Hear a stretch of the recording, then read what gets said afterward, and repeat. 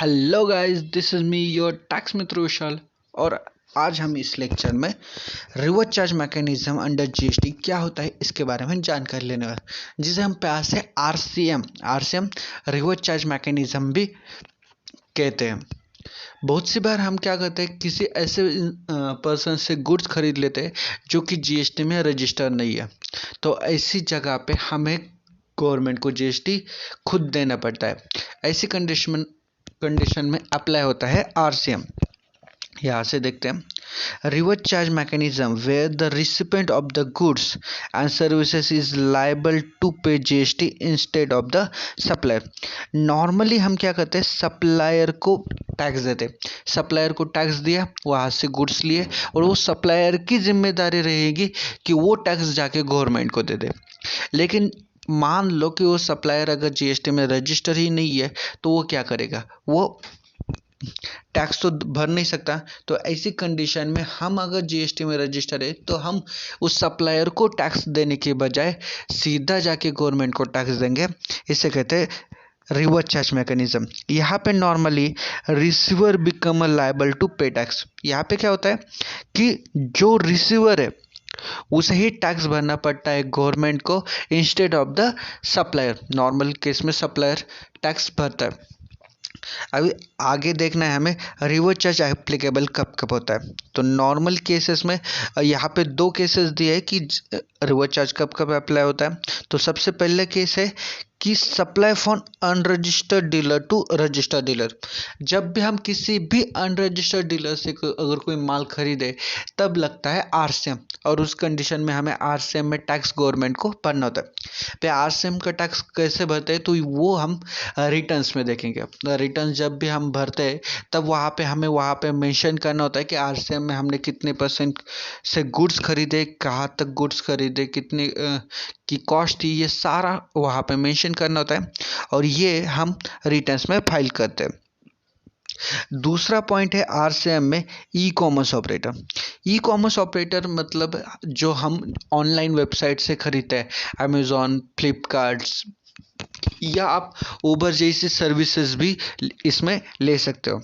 यहाँ पे क्या होता है, हर एक डीलर रजिस्टर हो ऐसा हो नहीं सकता। तो इस कंडीशन में रिवर्स चार्ज मैकेनिज्म लगता है। तो यहाँ पे जो भी अमेजोन है, फ्लिपकार्ट है, इन्हें टैक्स भरना पड़ता है गवर्नमेंट को। इसका और एक बेसिक सा एग्जांपल हम देखते हैं जो कि हमारे डेली लाइफ में बहुत ज़्यादा बार देखने को मिलता है, वो है ट्रांसपोर्ट एजेंसी का। जब भी हम गुड्स ट्रांसपोर्ट करते हैं तब जब ट्रांसपोर्टेशन का चालान आता है तो उस चालान पे जीएसटी नहीं लगता। ट्रांसपोर्टेशन एजेंसी वाले नॉर्मली जीएसटी लगा के नहीं देते। हमें उस कंडीशन में रिवर्स चार्ज मैकेनिज्म में गवर्नमेंट को जीएसटी भरना पड़ता है।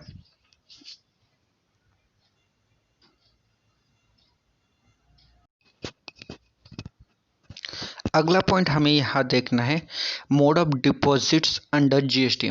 जीएसटी में हम टैक्स गवर्नमेंट को किस तरह से पे कर सकते हैं, इसके कौन से मोड्स है, ये हमें देखना है। तो इसके लिए हमारे सामने ये कुछ ऑप्शंस अवेलेबल है, जहाँ पे सबसे पहला दिया है इंटरनेट बैंकिंग। हम इंटरनेट बैंकिंग की मदद से गवर्नमेंट को टैक्स भर सकते हैं। दूसरा है क्रेडिट कार्ड, डेबिट कार्ड। हम क्रेडिट कार्ड, डेबिट कार्ड की मदद से भी गवर्नमेंट को टैक्स सबमिट कर सकते हैं। ये दोनों के दोनों हमारे ऑनलाइन पेमेंट्स के मेथड थे। ऑफलाइन में हमें और दो मेथड मिलते हैं। तो सबसे पहला मेथड है हमारा एनएफटी आरटीजीएस। हम बैंक में जाके एनएफटी कर सकते हैं या आरटीजीएस भी कर सकते हैं।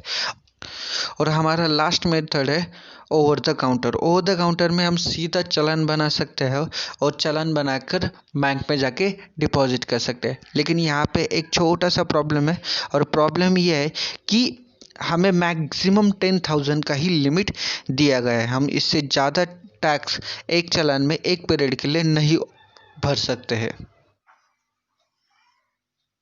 Exemption from GST. Normally GST में बहुत सारे एग्जम्पशन दिए हैं कुछ गुड्स को जो हमारे बेसिक नेसेसिटी आइटम्स है। एग्जम्पशन माने यहाँ पे मतलब ये लिया है कि जीरो रेट, यहाँ पे कुछ भी टैक्स नहीं लगता ऐसी चीज़ों पे जो हमारी डेली नीड्स की चीज़ें, जो बेसिक नेसेसिटी हमारे गुड्स हैं। अभी वो कौन सी गुड्स है देखते हैं। उसके लिए हमें यहाँ पे दिया है regular public consumption products such as milk, salt, egg, crude and unpackaged fruit grains are exempt from GST। मतलब ये सारी चीजों पे GST लगता ही नहीं है। हम जो भी एग्रीकल्चर प्रोडक्ट्स खरीदते हैं तो उन पे भी GST नहीं लगता। हम किसी भी बनिए की दुकान से छोटे मोटे जो गुड्स खरीदते हैं जो अनपैक्ड फूड ग्रेन है, मतलब हम दाल चावल इन सारी चीजों पे GST नहीं लगता। अगला पॉइंट हमें देखना है कम कि कौन सी चीजों पे GST लगता ही नहीं। अभी दोनों चीजों पे डिफरेंस है थोड़ा कि सबसे पहली बात थी, अब तक हमने देखा कि एग्जम्पशन वाले गुड्स। एग्जम्पशन माने क्या कि जिसपे GST है लेकिन वो 0% है। कल जाके गवर्नमेंट को अगर लगा तो गवर्नमेंट उस पर 5% या 12% टैक्स लगा सकती है। लेकिन हमारे सामने ये जो 3 गुड्स दिए हैं इन पे GST लगता ही नहीं है। जैसे कि सबसे पहला दिया है अल्कोहल, मतलब अल्कोहल पे GST नहीं लगता। इस पे अभी भी हमारा पुराना वैट और स्टेट के जो टैक्सेस थे वही टैक्सेस अभी भी लगते हैं। पेट्रोलियम प्रोडक्ट्स जो हमारा पेट्रोल डीजल है इस पे भी अभी तक GST नहीं लगा है। आगे चल के लग सकता है लेकिन अभी तक कोई भी GST पेट्रोलियम प्रोडक्ट्स पे नहीं लगा है। और अगला पॉइंट है इलेक्ट्रिसिटी। इलेक्ट्रिसिटी पे भी कोई GST नहीं लगता। हाँ, इन बाकी की चीजों पे अलग दूसरे टैक्सेस है लेकिन प्रॉपरली GST ये टैक्स नहीं है। आज के लेक्चर में हम यहीं पे सम अप करते हैं। लेकिन अगर आपने चैनल सब्सक्राइब नहीं किया तो चैनल सब्सक्राइब कर लो और वीडियो को लाइक कर देना और कमेंट जरूर करना। बाकी कल के लेक्चर में हम इनपुट टैक्स क्रेडिट के बारे में जानकारी लेंगे कि इनपुट टैक्स क्रेडिट क्या होता है, इनपुट टैक्स क्रेडिट हमें किन चीज़ों पे मिलता है, किन चीज़ों पे नहीं मिलता है, उसकी कुछ कंडीशंस है। ये सारी जानकारी हम लेंगे अगले लेक्चर में इनपुट टैक्स क्रेडिट के। तब तक के लिए टाटा बाय बाय।